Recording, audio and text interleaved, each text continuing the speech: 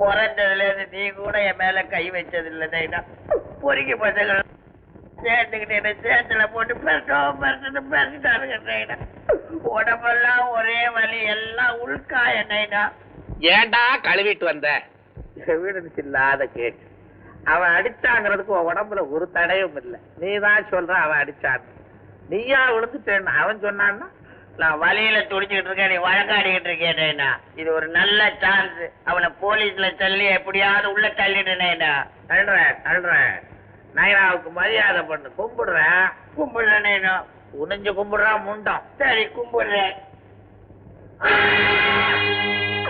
அவடியா தேவலைனா நீ மண்டைய பொழைச்சிட்டேனா.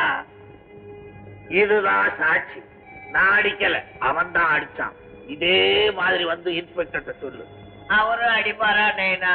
அங்க போய் பாப்போம். அப்ப நீ முன்ன போ நைனா. மகனை மண்டைய உடைச்சதுக்காக பேசல, மக்களுக்காக பேசுறேன். இந்த பிரசிடென்ட் மகனே அந்த ரவுடிப்பை அடிச்சான்னா பொதுமக்கள் கதி என்ன ஆகும்?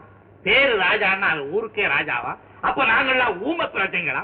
சட்டம் இதுக்கு என்ன செய்ய போகுது? அதுதான் கேள்வி சார். ராஜாவை எப்படி செய்தான்? ஊமக்காயா பேசாதுங்க. இது பாருங்க, ஒரிஜினல் காயம். எதிர்பாராம அடிச்சோம். அயோக்கிய பையன். குனிய சொல்லி அடிச்சோம். குடிகார பையன். இது ஏன் நடந்தது? எப்படி? எப்படின்னா எப்படி சார் சொல்றீங்க? இந்த சம்பவத்தை அந்த டீச்சர் அம்மா ராணா கூட பார்த்தாங்க. ராதா சாட்சி சொல்லுவாங்களா? வா குடிக்கா. தினகரன் சார், இவர்கிட்ட ஸ்டேட்மெண்ட் வாங்கிங்க. 11 ஆயிடுங்க.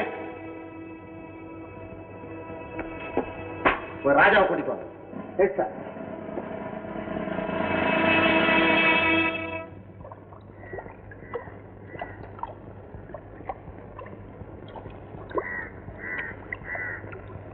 எல்லா பயிர்களும் எழுந்திருச்சு அட்டென்ஷன்ல நில்லுங்கடா. ஏட்டையா வந்திருக்கேன். என்ன சார் சமாச்சாரம்? இப்ப நான் டியூட்டில வந்திருக்கேன்டா. எல்லா பயிர்களும் இன்ஸ்பெக்டர் ஐயா தள்ளிக்கிட்டு வர சொன்னாருடா. தாவா? உங்க இன்ஸ்பெக்டர் கிட்ட சொல்லு, எனக்கு கொஞ்சம் வேலை இருக்கு, நான் அப்புறமா வர்றேன். மரியாதையா வாங்கடா, கல்விக்கு போறத பசங்களா. என்னடா சொல்ல?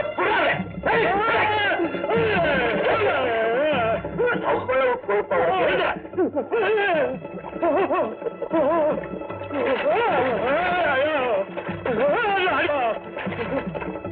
சரி, கழுதைக்கு பிறந்த பசங்களான சொல்ல.